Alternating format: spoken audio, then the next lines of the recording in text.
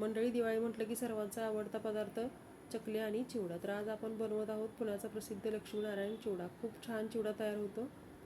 300 gram भाजके पोहे घेतलेत मी. 150 gram शेंगदाणे तळून घ्यायचे, साली फाटेपर्यंत तळायचे शेंगदाणे. बदामसुद्धा असे साली फाटेपर्यंत तळून घ्यायचे. काजू पिवळसर रंगावर येईपर्यंत तळून घ्यायचा.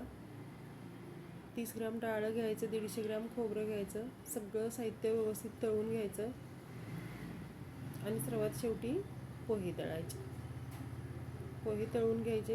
उरलेलं तेल जे आहे ते फेकून द्यायचं आहे. फोडणीसाठी बघा, बडीशेप घेतली, धने घेतले, कढीपत्ता घेतला, लसूण घेतलं, हळद घेतली, लाल तिखट घेतलं, चिवडा मसाला घेतला घरी बनवलेला.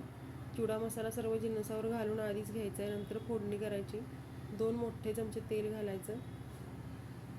फोडणीसाठी घेतलेलं साहित्य चांगलं भाजून तळून घ्यायचं आणि चिवड्यावरती ओतून घ्यायचं, पोह्यांवरती ओतायचं. आणि झाला आपला लक्ष्मीनारायण चिवडा. व्यवस्थित मिक्स करून घ्यायचं. रेसिपीचा सविस्तर व्हिडिओ चॅनलवरती अपलोड केलेला आहे.